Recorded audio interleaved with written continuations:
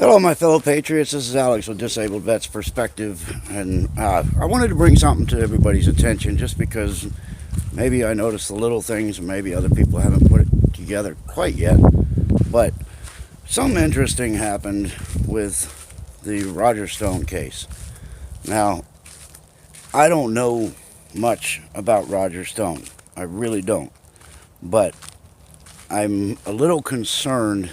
And I've warned before, if you ever get approached by the FBI, you need to learn how to be a mute.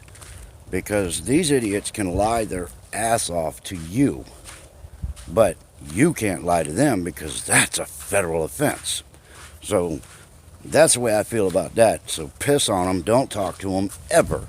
And then you don't have to worry about them trapping you in process crimes. Which is what they did with Roger Stone. They caught him with process crimes.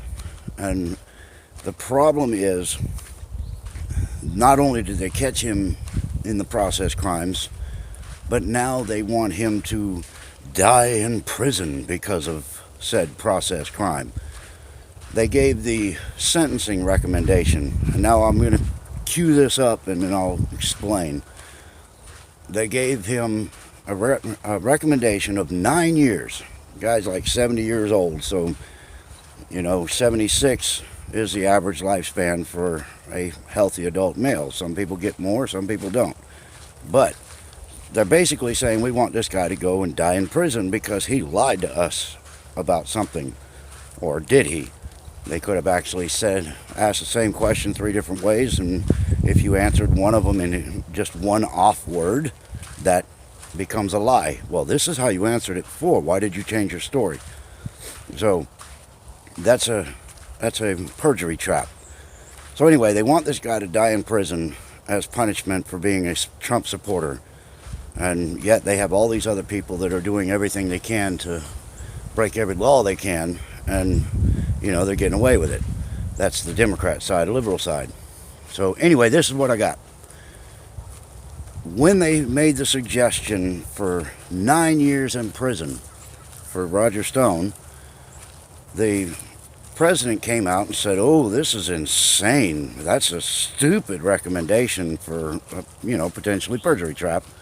And then Attorney General William Barr got in there and said, "No, this isn't going to happen." So he got involved and is apparently trying to sway the decision by the prosecutors to reduce that recommendation.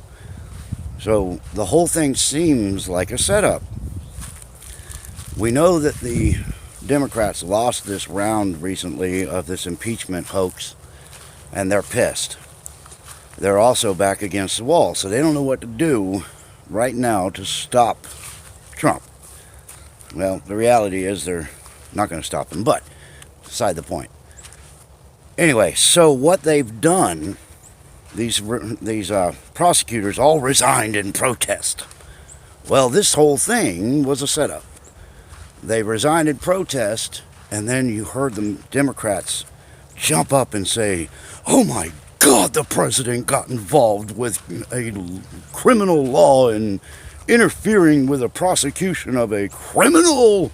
So now they have another impeachment to run through the docket. They're going to say our president is absolutely lawless. He is trying to interfere with the justice system, and we can't have that because nobody is above the law. Well, watch for it. That's the setup. They put the ball on the tee and they're getting ready to swing the club. They're going to try to impeach the president for getting involved in civil or criminal justice that he shouldn't be involved in. So this is the next one coming. You can just watch for it. It's happening, and we'll see where it goes. But I just wanted to bring it to your attention because I just know that this is where they're going with it. They've set it up. The prosecutors came up with a ridiculous number on purpose in order to bait the president and Attorney William Barr into contradicting that recommendation. So they set it up. The President William Barr definitely did what they baited them to do. And now the wind's picking up. And now they're going to move forward with articles of impeachment for interfering with the criminal justice system. And the reason they'll get away with that, sort of, is because of the three co-equal branches of government, except for the House thinks that they should run the whole government, so that one they sort of lose the argument. But anyway, that's what I got. If you guys like what I have to say, make sure you hit the like button, tell your friends about me, tell them to subscribe. Maybe we'll get my numbers moving. YouTube probably won't.